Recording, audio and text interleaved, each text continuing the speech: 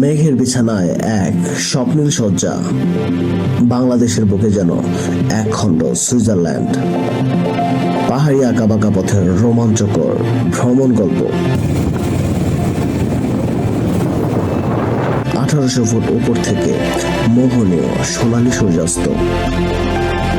মেঘের উপর বসে সূর্যি মামার জেগে ওঠা নৈসর্গিক দৃশ্য, প্রকৃতির এক অপার্থিব অনুভূতি। পাহাড়িদের সাথে মজার স্মৃতি, নতুন বন্ধুত্ব, নতুন সংযোগ। This is the story of Land of Clouds. This is the story of Shajak Valley.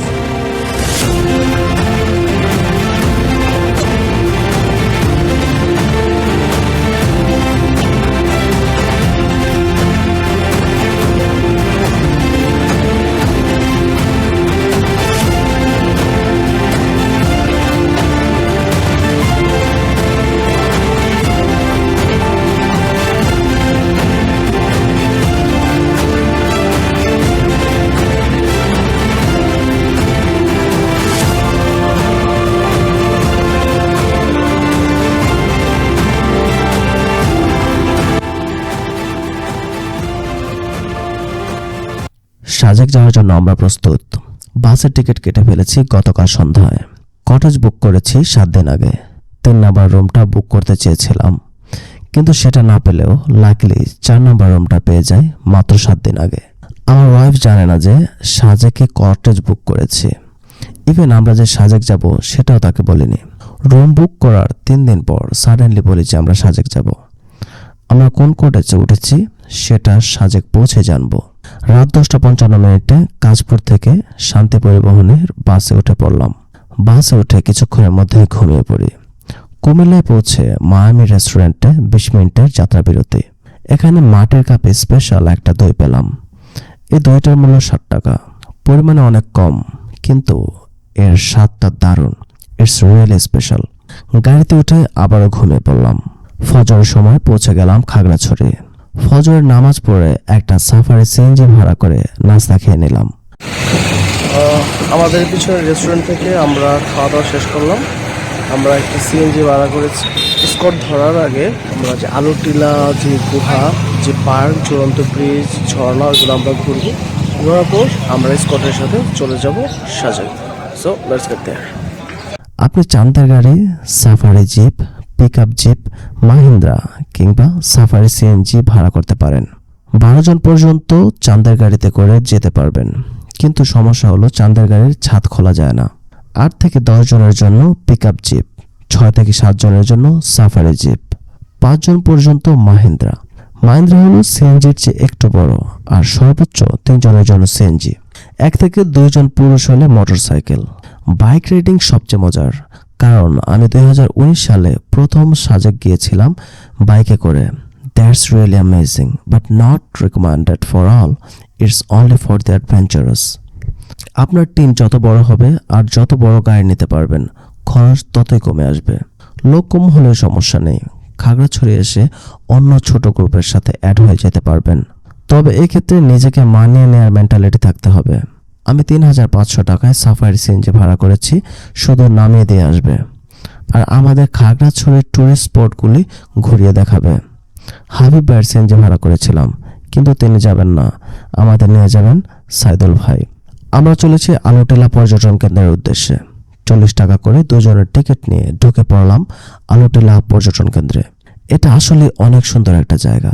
সকালের মেঘ, সূর্যের আলো আর পাহাড়ি সৌন্দর্য, সুবহানাল্লাহ।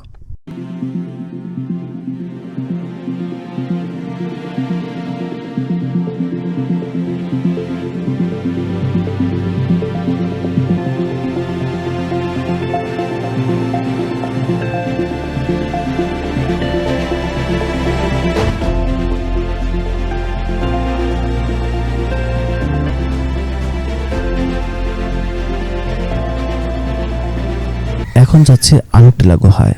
আমি জীবনে কখনো গুহায় প্রবেশ করিনি, এটাই প্রথম। আমি খুবই এক্সাইটেড। পাহাড় থেকে নিচের দিকে নামতে হচ্ছে, কোনো পর্যটক নেই। আমরা একদম নিরিবিলি, ঘুটঘুটে অন্ধকার, ভুতুরে একটা পরিবেশ। সাবধানে নামতে হবে। টর্চ লাইটটা ভুলক্রমে আমাদের সিএনজির মধ্যে রেখে এসে পড়েছি ব্যাগে। এই গুহার ভিতর আমি একা, আমার সাথে এখানে আর কেউ নাই। আসলে এখান দিয়ে গেলে আমার অনেকে ভিজার পসিবিলিটি আছে। শেষ করবো না, এখান থেকে আমি রিটার্ন করবো।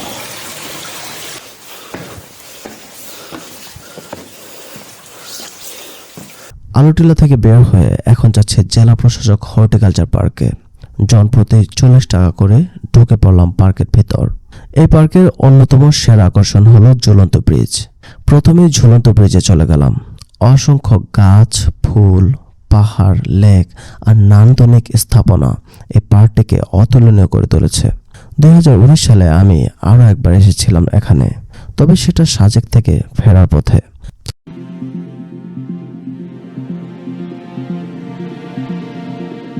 পার্ক থেকে বের হয়ে আমরা এখন রওনা হয়েছি বাঘাইহাট আর্মি ক্যাম্পের উদ্দেশ্যে। আমরা রিসাং ঝর্ণায় যাচ্ছি না দুটি কারণে। এই ঝর্ণায় পানি নেই আর পর্যাপ্ত সময় নেই। 10:30টার স্কট ধরতে হবে আমাদের।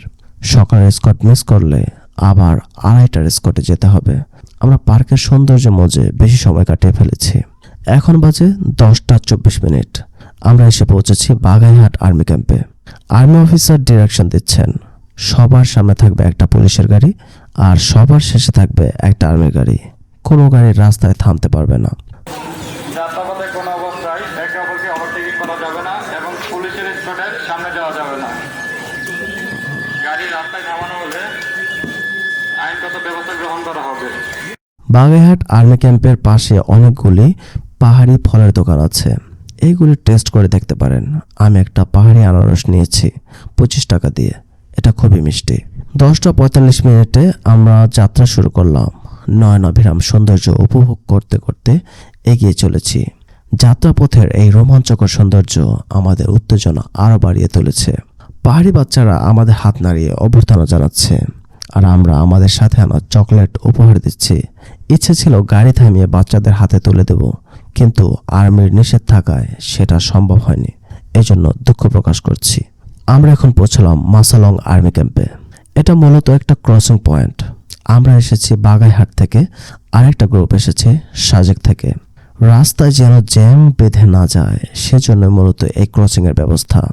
আমাদের সিএনজি ড্রাইভার সাইদুল ভাই বললেন তিনি আর যাবেন না, আমাদের তার এক ভাই এখান থেকে নিয়ে যাবে অন্য এক গাড়িতে করে। আপনারা তার সাথে যোগাযোগ করতে পারেন। আমরা উঠে পড়লাম সোহেল ভাইয়ের মাহিন্দ্রাতে। এটি মূলত 5 জনের একটা গাড়ি। সোহেল ভাই হলেন আমাদের নারায়ণগঞ্জের সিদ্ধিরগঞ্জের আটিগ্রামের ছেলে। তিনি আমাদের বিভিন্ন তথ্য দিতে দিতে এগিয়ে যাচ্ছেন সাজেক ভ্যালির দিকে।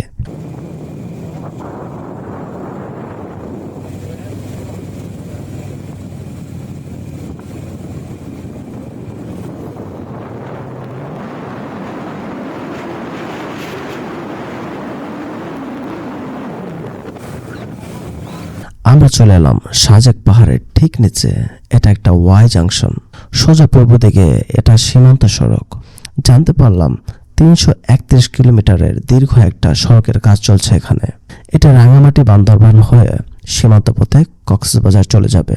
এতক্ষণ আমরা অনেক উঁচু নিচু পাহাড় পার হয়ে এসেছি, কিন্তু এখন উঠবো সাজেকের সর্বোচ্চ পাহাড়ে। এটা প্রচন্ড খাড়া, আনবিলিভেবল। সাজেকের মূল পাহাড় 5 কিলোমিটার পাহাড়। এখান থেকে উঠে অর্ধেক উঠে ইঞ্জিন ঠান্ডা করতে হয়।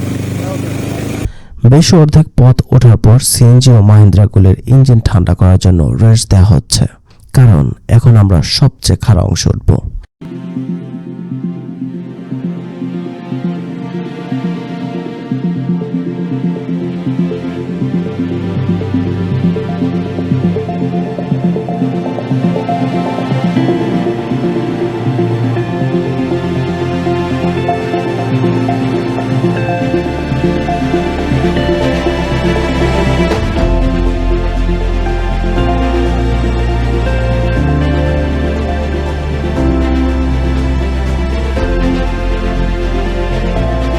সাজেক পাহাড়ে উঠে ডান পাশে আমাদের বুক করা কটেজ থেকে রানা নামের ছেলেটি রিসিভ করার জন্য অপেক্ষা করছিল। আমার নাম মোহাম্মদ রানা। মোহাম্মদ রানা। আচ্ছা, রানা ভাইয়ের সাথে আমরা আমাদের রুমে যাচ্ছি। এটা হচ্ছে আমাদের কিন্নর।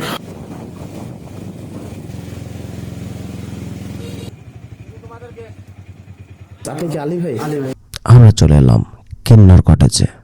ফর্মালিটি শেষ করে ঢুকে পড়লাম কিন্নরের 4 নম্বর রুমে। এটা হচ্ছে কিন্নরের 4 নম্বর রুম। সুবহানাল্লাহ, এটা বিশ্বাস করানো যাবে না যে কত সুন্দর। এখান থেকে সাজেকের one of the best views পাবেন। এটা ছিল আমার ওয়াইফের জন্য একটা সারপ্রাইজ। আলহামদুলিল্লাহ, আমরা আল্লাহর রহমতে সাজেকের বেস্ট প্লেসে আছি।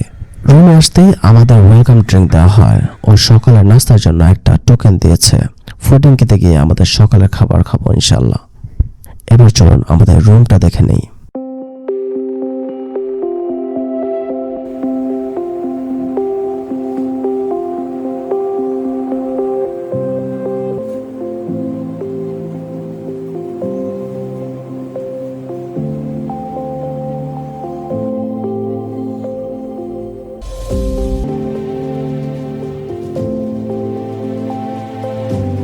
এটা হচ্ছে আমাদের ওয়াশরুম। গিজার আছে।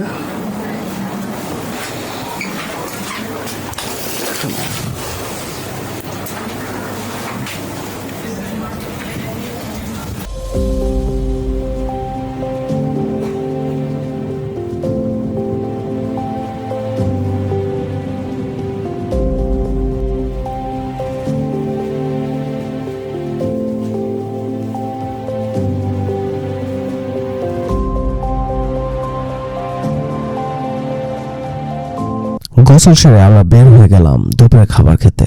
চলে এলাম ক্যাফে শাহ মুসলিম আউলিয়া রেস্টুরেন্টে। প্রতিটা রেস্টুরেন্টে 3 বেলা বা 2 বেলার প্যাকেজের খাবার অর্ডার করতে পারবেন। এতে আপনাদের খাবার খরচ কম হবে। কিন্তু আমি চাই প্রতি বেলায় ভিন্ন ভিন্ন রেস্টুরেন্টে ভিন্ন ভিন্ন খাবার টেস্ট করতে। তাই আমি শুধু লাঞ্চের জন্য হাঁসের মাংসের প্যাকেজ অর্ডার করেছি। আমাদের দিয়েছে হাঁসের মাংস, সবজি, ডাল, সালাদ আর পানি আলাদা কিনে নিতে হয়েছে।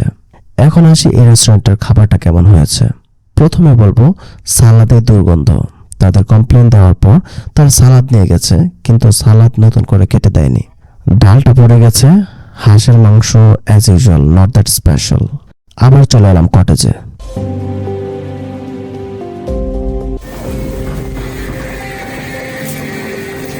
ওই দূরে দেখা যাচ্ছে পাহাড়গুলো, এগুলো হচ্ছে ভারতের মিজোরাম। এর নিচে একটা ঘর দেখা যাচ্ছে, সম্ভবত এখানে কোনো স্থানীয় কোনো উপজাতি বসবাস করে। বারান্দায় অসাধারণ কিছু মুহূর্ত কাটে। মাহিন্দ্রার ড্রাইভার সোহেল ভাইকে ফোন করলে তিনি চলে আসে আমাদের কংলাক পাহাড় আর হেলিপ্যাড ঘুরতে নিয়ে যাওয়ার জন্য। এর জন্য তাকে পে করতে হবে আরো 500 টাকা। এই পর্যন্ত গাড়িতে আসা যায়, বাকিটা পথ পায়ে হেঁটে পাহাড় বেয়ে বেয়ে উপরে উঠতে হবে। 10 টাকা করে আমরা লাঠি নিয়েছি। এই লাঠি দিয়েই আমরা পার হবো, আর লাঠির সহযোগিতা।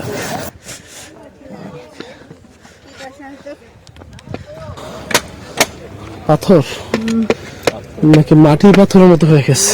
না না পাথর। জি। তো পাথর হয়।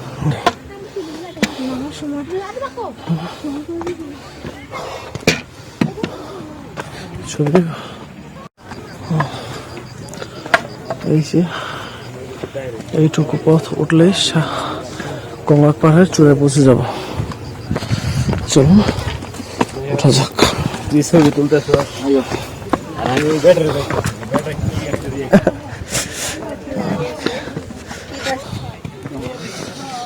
ওয়েলকাম টু কংলাক পাহাড়। না ভাইয়া, তুমি সব বাসের বাসের কাপ মাত্র কাপ কত করে? নাম সহ ওইটার নাম লিখতে হবে 50 টাকা। আচ্ছা, আর এগুলো না? হ্যাঁ এগুলো, আর এগুলি কি? এগুলো মামপট, মামপট? পারিফ্লাস। ও, এগুলো কত করে? নাম সহ 100 টাকা। নাম 100 টাকা না? যে ছোট আছে বড় আছে নিতে পারবেন। দেখবো ছোটগুলো কত? সবাই কি দাম আপনি যেটা নিবেন? আচ্ছা, আসি উপর থেকে আসি, উপর থেকে আসি।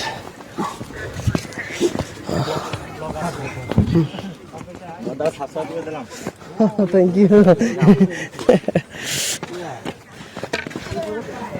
এটা না, এটা না, এটা না। চ্যানেল বাংলাদেশ। হ্যাঁ এটা।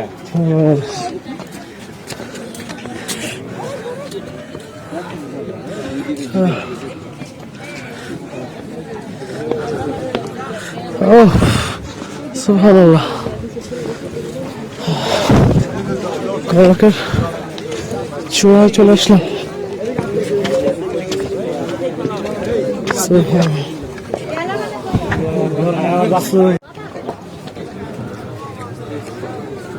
অসাধারণ।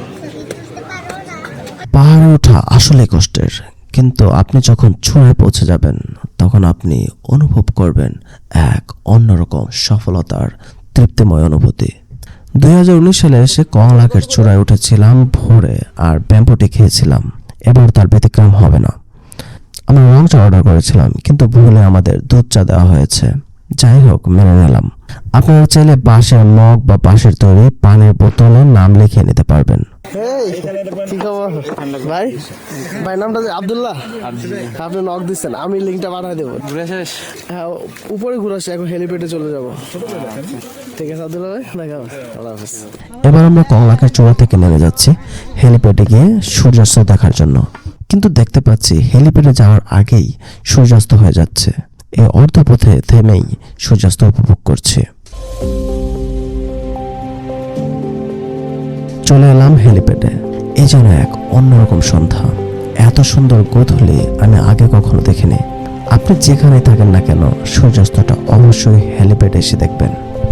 এখানে অনেকক্ষণ সময় কাটালাম। সূর্য ডুবে যখন সময়টা অন্ধকার রাত, তখন যেন আকাশে এক তারার খেলা শুরু হলো। আমরা যেন তারার জগতে চলে এসেছি। তারার দল আপন মনে দৌড়াচ্ছে, খেলা করছে।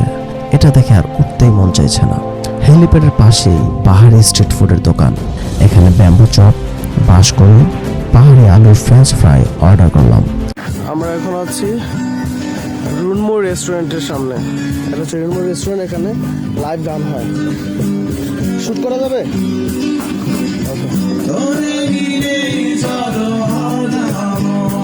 বাম পাশে এটা হচ্ছে আমাদের সোহাল ভাই, উনি হচ্ছে আমাদের গাড়ির ড্রাইভার, উনিও সিঙ্গার, উনিও গান গায়।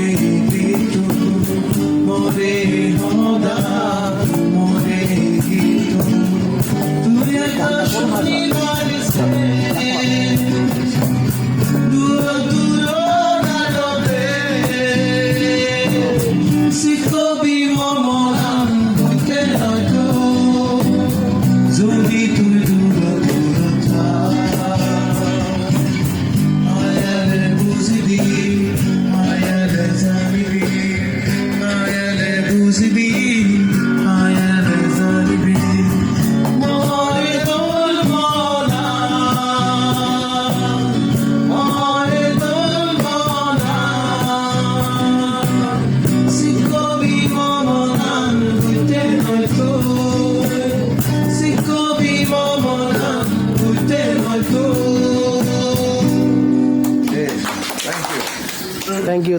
আমার নাম বাপ্পি চাকমা। বাপ্পি চাকমা, তিনি চাকমা ভাষায় একটা খুব সুন্দর একটা গান পরিবেশন করলেন। ভাই থ্যাংক ইউ বাপ্পি ভাই। আমরা রাতের খাবার খেয়ে কটেজে চলে যাব, তাই এসেছে মেঘের ঘর রেস্টুরেন্টে। এখানে আমরা ব্যাম্বু চিকেন অর্ডার করেছি। ব্যাম্বু চিকেনের শুরু থেকে একেবারে পরিবেশন করা পর্যন্ত পুরোটা দেখবো এখানে। উনি রেডি করবেন, মুরগিটা এখন কাটাকাটি করছেন। এটা 5 মিনিটের জন্য এই যে পেঁয়াজ দিলাম, কি মশলাটার নাম দিবেন? এই যে আদা দিলাম, আদা, একটা রসুন, এই যে এটা বাটা মশলা, এবার দিলাম রাঁধুনি একটু মশলা, পরিমাণ মতো সরষের তেল, সরিষার তেল। মুখটা বন্ধ করবো। কলাপাতা দিয়ে মুখটা বন্ধ করে দেওয়া হচ্ছে।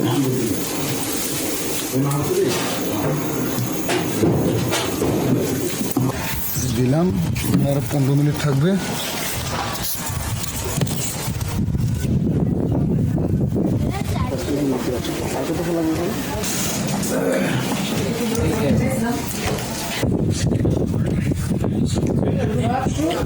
ভালো করে সিদ্ধ হয়েছে মাংসটা, খুব ভালো করে সিদ্ধ হয়েছে। মজা, ভালো, আসলে ভালো। আপনার স্যার বন্ধু বান্ধব যারা আছে তাদেরকে একটু দিয়ে দেবেন, তাদেরকে বলবেন ম্যাকগ্রেগর রেস্টুরেন্ট, ওখানে খাবারের মান কি ভালো হইলেও বলবেন, খারাপ হইলেও বলবেন। ব্যাম্বো চিকেন খেয়ে চলে এলাম কটেজের বারান্দায়। বাইরে প্রচন্ড বাতাস, ল্যাপ কম্বল ছাড়া বসা সম্ভব না। আমাদের কটেজের বারান্দা থেকে ওই দূরে দেখা যাচ্ছে এটা আসলে হচ্ছে বর্ডার, বাংলাদেশ ও ইন্ডিয়ার যে বর্ডার মধ্যে এটা করা হয়েছে। আমাদের সাথে না তারবাজিগুলো জ্বালালাম। দ্রুত ঘুমিয়ে পড়তে হবে, নয়তো সূর্যোদয় মিস করব। ভোর 5টার অ্যালার্ম দিয়ে শুয়ে পড়লাম, কিন্তু পরের সকালে যা দেখলাম সেটা ছিল আমার জীবনের সবচেয়ে অবিশ্বাস্য দৃশ্য। পার্ট 2 মিস করবেন না। দেখা হবে এক অদেখা ভোরের সূর্যোদয়ে। মা সালাম।